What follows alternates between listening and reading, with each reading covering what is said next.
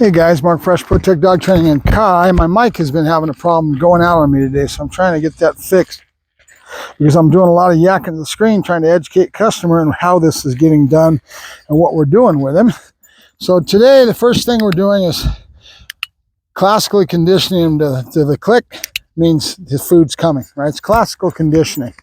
And classical conditioning, if you want to know a little bit more about it, is you go through school and you're a kid. They used to teach it in science, where you started learning what was Pavlov and classical conditioning and where it came from. It's basically nothing more than pairing a sound with the food. And it means it's preparatory. It means that when you hear the click, food's coming, right? And classical conditioning happens in all kinds of fads and formats in his world, because let's say the mailman is a good example. Mailman comes about 3 o'clock in the afternoon. The dogs in the neighborhood all light up because the mailman's there. And your dog hears it, and your dog starts going ape shit, excuse my language, over the mail slot. And all of a sudden the mailman hits his house and he's going crazy on the mail slot. How does he seem to know that the mailman's coming before he gets there? All these things that add up, right? So it's basically all that classical conditioning is. It means that one thing happens and something else is going to happen. So if you were to go to the dog park in the evenings and you get home around 4 and you spend an hour or so, and then right around 5 o'clock you go to the dog park every day. Well, the dog's going to kind of be associated with that time because they're very receptive to time. They don't know it's 3 o'clock. They don't know it's 2 o'clock like we do, but they do know the general time of the day. Dad comes home at 5 o'clock in the evening and the motor from his engine you can hear it. Dog gets all excited and knows that the owner's coming home because you can hear the vehicle from a while, and this happens every day. That's classical conditioning. You go out to go take him for a walk, and you generally do things around the same time of day. You go over and the leash is hanging on the wall. The dog starts going ape even before you get there. Why does that happen? It's because the dog associates what's going to happen before it happens when things are put together in a pattern. So classical conditioning can happen in all kinds of modes, and a lot of people have behavior that gets away from them because they don't understand that classical conditioning is setting in. In this case, we're using classical conditioning with a sound that we're pairing with a food. Click means food's coming. Click means food's coming. And we do it again and again and again till after a while, that association with the sound is going to be associated with the food. And what happens is that it's just psychological. After a while, he'll hear a click and he'll have that warm, fuzzy feeling and be a very positive association, even if there's no food there. He can't help it. Why do the dogs drool? When the scientist was doing his test, Pavlov, he had his helpers going to the lab, and they would go and they were testing. He was actually, believe it or not, Pavlov was studying salivation. And understand that dogs salivate. Why do they salivate? How much do they salivate? He was a scientist. So he was breaking it all down.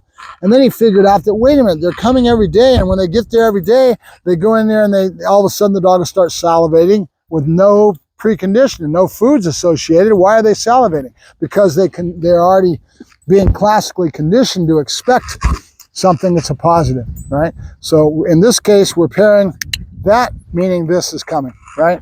So that's our first conditioning. And what we're doing right now, in a general sense, I will work with customers that will be doing protection dogs. And I will always tell them it takes me about 2.5 years, different time periods, working and building this house, because that's what it is to me. I basically put the first foundation on. Time goes by, the dog matures, other things happen, and then we go for another month. We just keep building it. So we get off-leash training, the stem collar's got to be put into the training, and I do this in a very methodical, thought-out process and building that house. So I get a finished product that I can be proud of and that my customers can rely on because we've gone through all this. But it all starts with our initial communication baseboard of no, good, and yes. So let's talk about that. In this case, yes is the same thing as the clicker. Yes, okay? But we use the clicker because we want to have a very good tool in our toolbox to be able to teach them all kinds of things, and the clicker is where it all starts. Nope. After a while, we're going to start saying yes instead of the clicker because I can't carry a clicker around with me all the time. But we want this in our tool bag. Once we establish this, I can pull it out for anything I want to teach them later on, and I can use a clicker to teach it to them because there's a lot of clarity. We want things that are clear. We want the dog in a learning state of mind so that we can use this in how we're building the dog, right? So right now, all we're trying to do is associate my body language. See, I put my hand up. right away he sat because he sees this hand signal. And after a while, that'll be the same thing that I do again and again.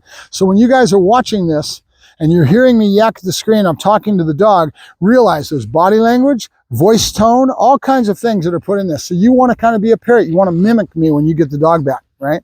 So right now, as a good example, he doesn't know what no means. And no is not a punishment in the beginning stages especially. But as we go along, yes, it can be.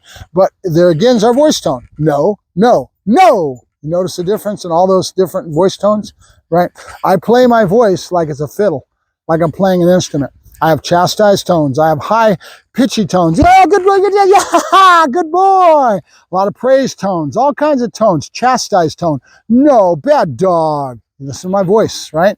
It denotes everything to the dog. Why? Because in the dog's world, they communicate with body language and voice tone, right? And they don't understand verbal as much. We're going to condition him where he does understand what down means, but that's not something he's as receptive to as he is body language. Good.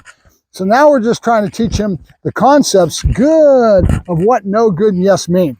Good is a duration marker. It means you're doing the right thing, keep it up. Good. And I start it right here with the food going between his legs. Good, because this is going to go into my downstage.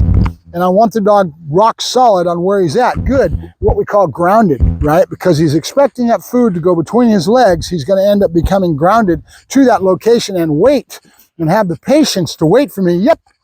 Good boy, good, till I bring the food back. So again, in a nutshell, we're just starting right now, but I wanted to give an overview of this. We're going to teach him the word no, good, and yes. Okay, notice how I hold my hand above his head. Click means food's coming, right? Nope, good. And notice I'm not saying D-O-W-N. I'm not giving him a command. Why? Because it's one more added thing, stimulus coming into his brain that I don't need yet. I can give him the word later. Because again, they don't understand words. Good, good. Good boy, Kai.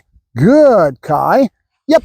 Also, all action words, meaning any movement, always preceded by the dog's name. Why do we do that? Because we're conditioning the dog when he hears his name, something's coming. It gets you faster responses and puts the dog in tune with what's going on real quick when you say Kai. Yep. Okay, there's a movement involved, right? The only command we do not give the dog's name first is stay, either down or sit. The reason being is you're not asking him to do anything. The other one, we're conditioning the dogs to hear his name, means something's coming. There's an action that's going to be required of you. That's going to get the dog to learn to pay attention and watch, because he's understanding how the conditioning is going to go into all kinds of things that get you a very receptive companion dog. This is what I specialize in, companion, personal protection. That's what I do. Good. And you were referred to me by a good friend of mine that we go back 30 years, all the way back to Caesar Milan, the days we used to hang around Caesar. Good. And basically, good. The reason that Caesar's where he's at in a lot of ways is because of me. He didn't have any English in him. Nope, nope. And notice no doesn't mean it's not a suppression. We're not correcting the dog. No just means you didn't do it good. You didn't do it right. I want you to do it again. And I wait for the dog to look for that answer. And you notice him looking until finally he went down. And I hardly, nope. Showing him the food, saying no, nope. And then waiting for him to figure it out, letting him process it. Right now his Rolodex are going, good, nope. Good. There you go. Good boy. Good. Nope. Good. No, good, and yes. All right.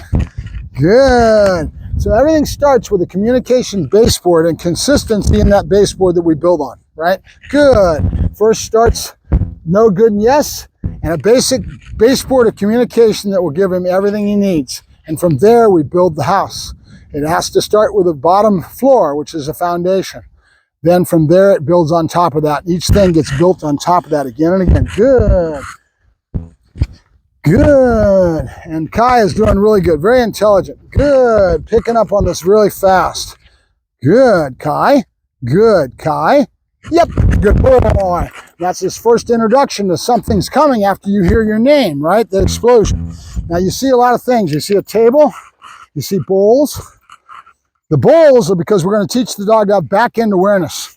In the wild, they do everything from the front end. They're chasing after their prey. Their mouth is everything. But they have very little awareness of their rear end. So we have to teach them. We call it back end awareness. So I'm going to use spatial pressure, push into the dog. And as soon as he steps, I'm clicking and letting him have his food, telling him that's the right answer, right?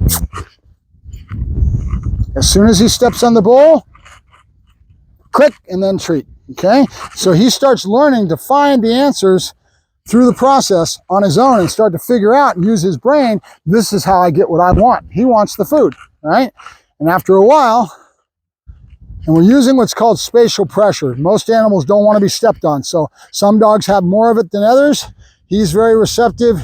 Being a working dog, a lot of this is in his genetic makeup, whether you realize it or not.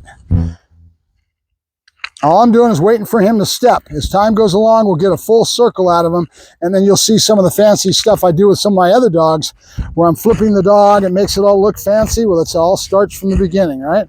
Good. Good. Yes. There's that yes. Remember, it's the same as the click. It's called the terminal bridge marker. It means the behavior is over with and you can go into drive. Usually it's associated with drive. Good. Notice I don't say a word. We'll add the word later.